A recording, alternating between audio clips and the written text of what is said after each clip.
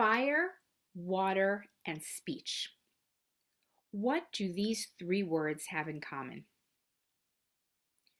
Each of these three things has the ability to bring about positive or negative outcomes.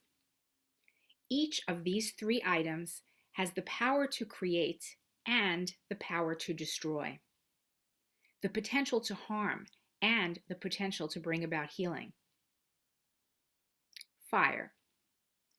At the beginning of Parashat Beha'alotcha, we are introduced to the positive aspects of fire in the form of lights being brought up to the seven-branched menorah in the Mishkan. With the shamash and the 8 other candles of the Hanukkah menorah, the Chanukiah, we bring light into the darkness of our winter nights.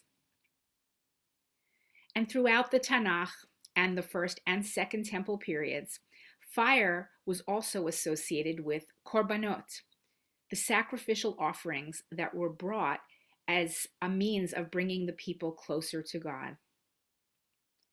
But there's the flip side of fire, the destructive fire that God unleashes in the middle of Parashat Beha'alotcha to punish the people for kvetching yet again, this time about the lack of meat and their ingratitude about the manna and their ingratitude towards God in general. It was also fire that consumed Aaron and Elisheva's sons, Nadav and Avihu, when they offered a strange fire, Esh Zarah, that God had not commanded them to bring. The word Holocaust, which refers to the most horrific instance of man's inhumanity to man in Jewish and world history, literally means burning, conflagration, as does the Hebrew word Shoah. The slogans "Never Forget" and "Zachor" bring up images of the crematorium ovens in Auschwitz and other death camps where Jews were burned by fire. Just as fire has its positive and negative associations, so too does water. On the positive side, we associate water with life. Throughout our ancestors' wanderings in the hot desert, God provided water for them to drink. Rabbinic tradition teaches us that as long as Miriam was alive, there was a well, Be'er Miriam, that sustained the people in the wilderness. From ancient times to this day, Jews have immersed themselves in mikvahs to spiritually cleanse and purify themselves. The waters of the mikvah that a convert to Judaism immerses in officially transforms that person into a Jew. Like the amniotic fluids of a mother's womb from which a new baby is born, the healing waters of the mikvah surround a convert as well as a bride when she is about to begin a new stage of her life. But there's the flip side of water. Yes, from water comes life, but in water, one can drown. The flood during the days of Noah annihilated all of the earth's inhabitants, save for those who were on Noah's Ark. In Psalm 93, the Psalm of the day for Friday, that is part of the liturgy on Friday mornings and Friday nights, describes water as being a powerful force that has the capacity to destroy the world, if not for God preventing it from doing so. Nasu neharot Adonai, nasu neharot kolam, nasu neharot zochyam. The rivers rise up, God. The rivers raise up their roar. The rivers raise up their waves. Mikolot mayim rabim, adirim mishbereyam, adir bamarom Adonai. But above the roar of the vast sea and the majestic breakers of the ocean, God stands supreme in the heavens. Fire, water, now speech. Like water and fire, speech can result in transforming our world, for the better or for the worse. As the title of Rabbi Joseph Chalushkin's book conveys, there are words that hurt and words that heal. Words that heal include prayers and blessings for refuah shalema, as well as words like, I'm sorry, and please forgive me. Words such as hineni and el na rifa na la, please God, please heal her. The very word that Moshe uses in this week's Torah portion, Baha'alotcha, when praying for the health of his sister Miriam, praying that she would recover from the skin disease of tzara'at.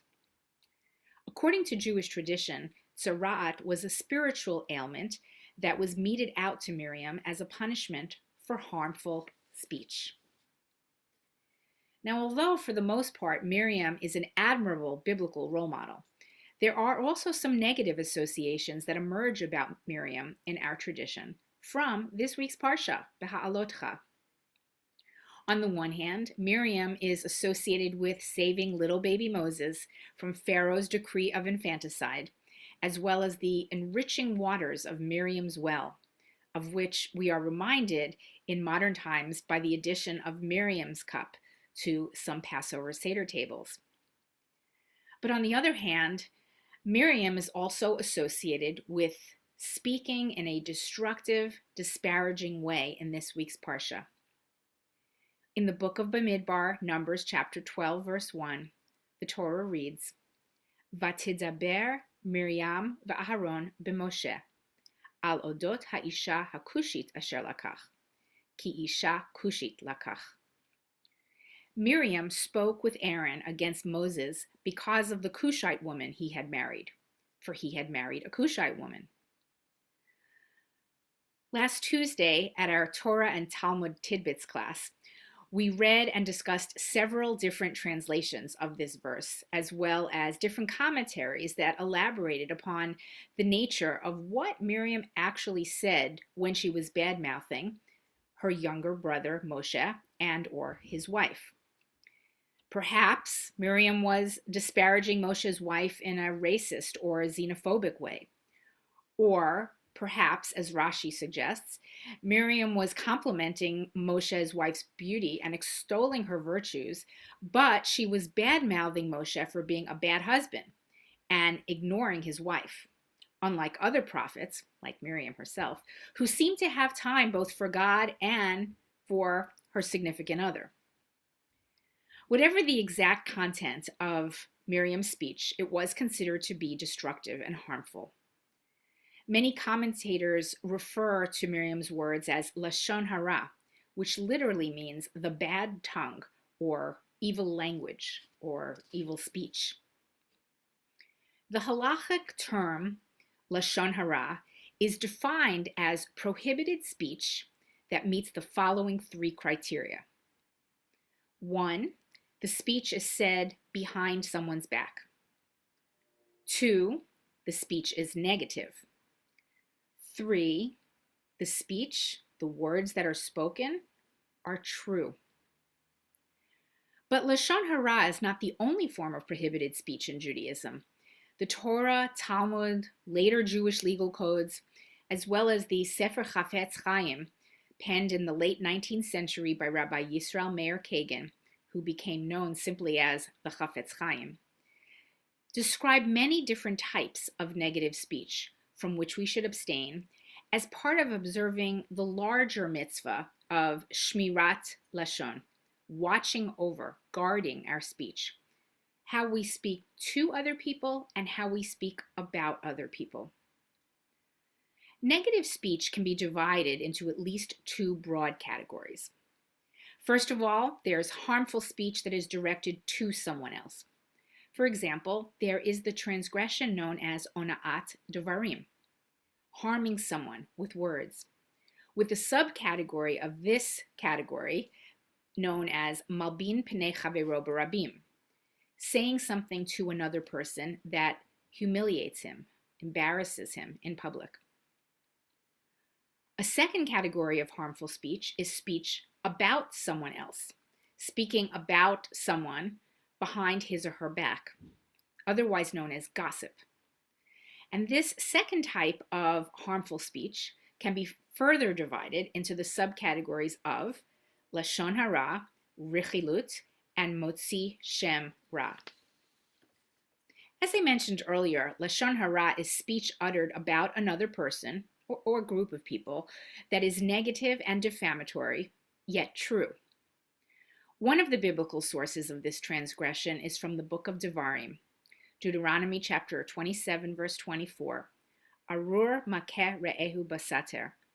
Cursed is the one who strikes his fellow man in secret. This pasuk was understood by the rabbis to refer not only to physical striking, but also to emotionally striking another person by uttering words of Lashon Hara behind his back. But Jewish law also frowns upon telling the truth about others, even when the speech is not overtly negative, when the truth is nobody's business. This type of verbal transgression is known as rechilut, which means tail-bearing. And the biblical source of this prohibition is in the book of Vayikra, Leviticus chapter 19, verse 16 in Parashat Kedoshim. Lo telech rachil be'amecha. You shall not go about as a talebearer among your people.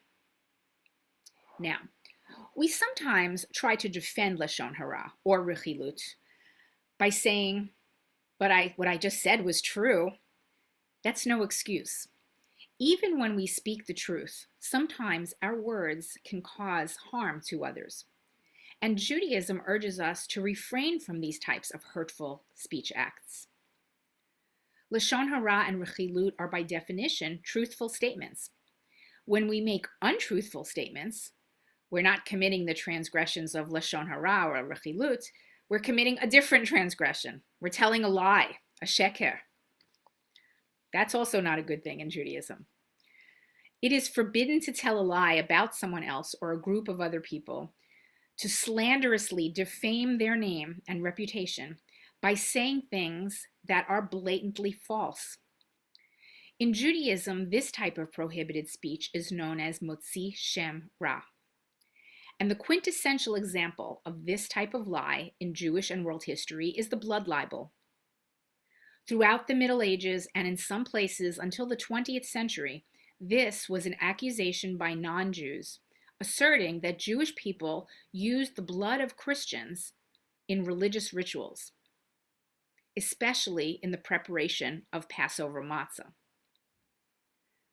In modern times, you don't need me to point out that there is media bias against Israel. This has always been an issue, but the situation has reached new lows this week, and not just in the fringe media, but also in the mainstream media. Today's versions of the blood libel range from blaming the Jews for spreading the coronavirus to accusing Israel of being an apartheid state. As Sarah Beiser put it, they are South Africa-ing us.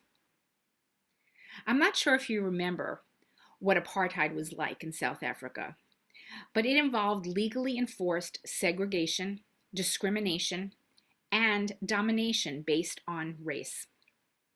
White legal domination and control over South Africa's Black population included signs all throughout the country that read something like this. Is a direct quote from an actual sign. Natives, Indians, and coloreds. If you enter these premises at night, you will be listed as missing. Armed guards shoot on sight. Savage dogs devour the corpse. Black lives in South Africa definitely did not matter.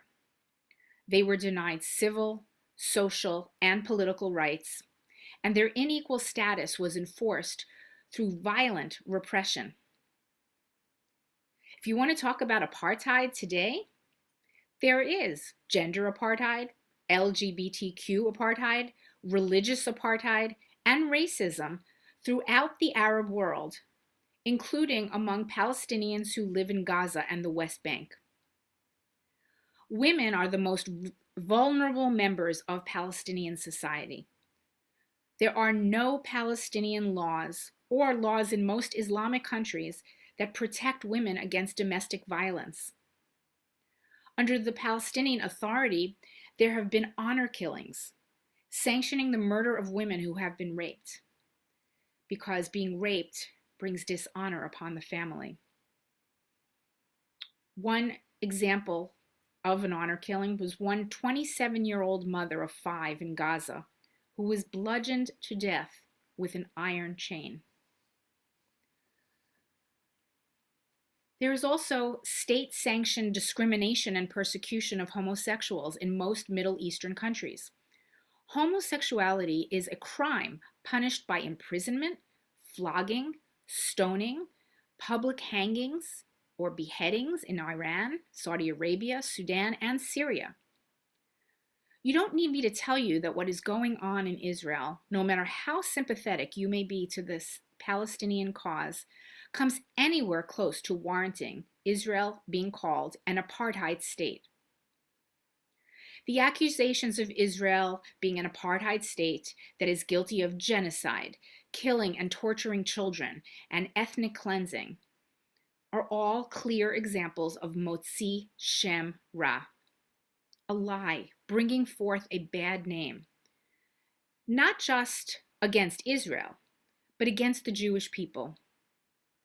And these type of accusations have been verbalized by TV personalities like John Oliver and Trevor Noah, U.S. Representatives Rashida Tlaib and Ilhan Omar, as well as by not-so-famous individuals who spew anti-Semitic venom on Facebook, Twitter, and TikTok. By using the language of civil rights to delegitimize Israel, knowingly or not, leaders and influencers create today's blood libels. And leaving these charges unchallenged has allowed anti-Semitic rhetoric to metastasize into violence. Do you know that over the past week alone, the New York Times has had its share of motzi shem ra articles? Blatant lies that bring forth and contribute to the presentation of Israel in a very, very bad way. On May 25th, there was an article in the New York Times entitled "The Myth of Coexistence" by Diane Butu, and it included blatantly false maps of Palestine. A family member of mine sent this article out to some of us in the family with the subject, "Has New York Times officially become like the former Soviet Union's Pravda?" And last weekend, can't remember if it was May 22nd or May 23rd, but there was an 1,800-word feature story in the New York Times about the misery and plight of Palestinians during the occupation. The article started above the fold, which is the most highly visible place in the paper, of course, 4 large photos of Palestinians without any acknowledgement of the Israeli side of the narrative. And just yesterday, the New York Times ran a front-page collage of Palestinian children who were killed over the past month, entitled, "They Were Just Children." This May 28th spread was heartbreaking and intended to be so. Of course, our hearts should always, always break whenever children die. It is especially tragic when the lives of any innocent civilians are cut short, especially children. These photos and this article would lead most human beings with a conscience to feel empathy or outrage. But this article fails to tell the whole truth behind these photos. In fact, the photo spread perpetuates some very, very big lies. Did you know that while some of these children were in fact innocent civilians, many of them were themselves terrorists who could be seen during their lifetimes in other photos toting guns and decked out in Hamas gear? And did you know that many of these children were killed as a result of Hamas rockets that backfired? Rockets from Gaza that missed their intended target of Israeli civilians, including children?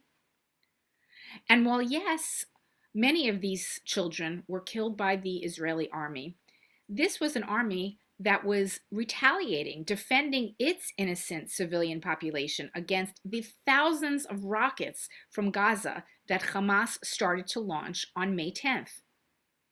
Even though the Israeli army was targeting terrorist bases, and even though they provided advanced warning of these counterattacks, sadly, Palestinian terrorists like to surround themselves with human shields, especially children. The more Palestinian children who died, the more the Palestinian cause wins in the court of public opinion. These many instances of Motzi Shem Ra lies against Israel and the Jews can be directly linked to anti-Semitic harassment and violence around the world. Even before the most recent Hamas-Israeli war that began on Yom Yerushalayim on May 10th, the Anti-Defamation League tracked a dangerous and drastic surge in anti-Semitic harassment and violence. And this is a direct quote, linked to recent Mideast violence spilling over worldwide. It's happening around the world, from London to Los Angeles, from France to Florida, in big cities like New York, and in small towns, and across every social media platform. Which brings me to yet another category of harmful speech. There is another type of which we will see examples in the next few weeks' Torah portions, Parashat Shlach Lecha and Parashat Korach. The speeches uttered by the 10 spies and by Korach were harmful in the sense that they incited others to commit immoral actions, and they succeeded in demoralizing the members of the Israelite community. This category of speech would include videos on TikTok and tweets on Twitter that incite people to hate Jews, beat them up, and or kill them. On April 25th, weeks before the most recent outbreak of hostilities between Hamas and Israel, there was an article by Stephen Berg on the JNS website entitled, TikTok-inspired Attack a Jew posts are a continuation of everything that's come before. These types of social media postings, the mainstream media's distorted rhetoric while reporting the current conflict, and elected officials speaking out against Israel, including, very recently, a Get Tough on Israel letter asking President Biden to re-examine providing foreign aid and other support to the Jewish state. All of these sources of information, misinformation, can be linked to the worldwide rash of anti-Semitic attacks against Jews around the world, including the May 20th attack on a Jewish man who was wearing a kippah in Times Square. He was on his way to a pro-Israel rally and was attacked by pro-Palestinian advocates. One of my colleagues recently posted on RavNet, the listserv for conservative rabbis, did you know that President Biden's Jewish engagement director, Aaron Kiak, recently suggested that in order to minimize the wholesale anti-Semitic attacks and assaults against Jews, Jews should refrain from wearing kippot, Jewish stars, and other identifiable Jewish gear? On Twitter, he posted, "It pains me to say this, but if you fear for your life or physical safety, take off your kippah and hide your Magen David." Really? Let's cut down on anti-Semitism by hiding our Jewishness? Can you imagine if anyone suggested to, say, Asian Americans, maybe you should make believe that you're all terrible at math at school because math is racist, and this way the other kids won't pick on you and burn down your parents' convenience stores. And maybe you should wear sunglasses so people don't see your obviously Asian eyes. Or could you imagine if anyone suggested to Muslims, stop wearing your hijabs if you want to prevent Islamophobic attacks? Don't you want to see your kids live and grow up? If so, ditch any garb that makes you readily identifiable as a Muslim. Of course, these theoretical suggestions are obscene, but they are, in essence, no better, no wiser, no more or less offensive than suggesting to Jews to avoid being conspicuously Jewish, to avoid violence and victimization. American Jews are worried and should be worried about the rampant anti-Semitism in our own country, on our own soil. Do you know that one of the suspects accused of beating up 29-year-old Joseph Borgen in Times Square said, "I would do it again if I had the chance." As we speak, there is a Palestinian-American candidate for District Attorney of Manhattan named Tahani Abushi, who is spewing lies and inciting hatred against Israel and the Jewish people. She doesn't even acknowledge what happened to Joseph Borgen in Times Square as a hate crime. And she would certainly not be vigilant in prosecuting those who attacked him if she were elected DA. Tahani Abushi talks about dismantling the American justice system from within and combating the malicious prosecution of Blacks, Palestinians, and other oppressed minorities. But thankfully, there are other candidates for Manhattan DA who do see the type of anti-Israel and anti-Semitic speech and violence for what it is, including Tali Farhadian Weinstein. Tali is a former Brooklyn prosecutor, a Persian Jew born in the Iranian capital of Tehran, who fled the Islamic Republic with her family before the Ayatollah Ruhollah Khomeini returned from 15 years of exile to consolidate power in the wake of the Iranian Revolution in 1979. Farhadian and her family became eligible for U.S. citizenship through President Ronald Reagan's 1986 amnesty policies. If elected, Farhadian said she would work to reform the criminal justice system as mass protests against racism have swept the nation. But she believes that calls to defund the police are misguided. Tali was part of a New York State Bar Association task force that recently put out a report on domestic terrorism and hate crimes. Unlike Abushi, Farhadian Weinstein would undoubtedly be vigilant and zealous about prosecuting those who commit all hate crimes, including anti-Semitic hate crimes, including the one that just took place a week ago in Times Square. As your rabbi, it may not be appropriate for me to advocate for particular candidates for whom you are eligible to vote. But nothing can stop me from speaking out against anti-Semitism in all of its forms and in speaking favorably about candidates in nearby cities and states who have the best interests of the Jewish community at heart. And I can, and I will, urge you to volunteer in the city, Manhattan, for Tali's campaign over the coming weeks, leading up to the election on primary day, which is June 22nd. You can do this by contacting my daughter, Eva Weiner, after Shabbat. But regardless of whether or not you are able to volunteer for Tali in June, you shouldn't just stand around and do nothing in the face of today's current realities for the worldwide Jewish community. We must speak out against anti-Semitism and hate crimes in all of their forms, as well as against harmful speech that leads to physical violence. We must advocate for Israel, even when it is unpopular to do so. And right now, at this point in our history, sad to say, but it is unpopular to do so, and you should do it anyway. Advocate for Israel, even if you don't think you can eliminate anti-Israel and anti-Jewish sentiments completely. You shouldn't use this as an excuse to get off the hook. In Pirkei Avot, Rabbi Tarfon spoke wisely when he taught, Lo alecha hamlacha ligmor, velo ata ben chorim lehibatel mimena. Even if you cannot complete the task, you aren't free to abstain from it altogether. Every one of us has to do our part to make a difference and to make our world a better place. Am Yisrael Chai. Shabbat Shalom.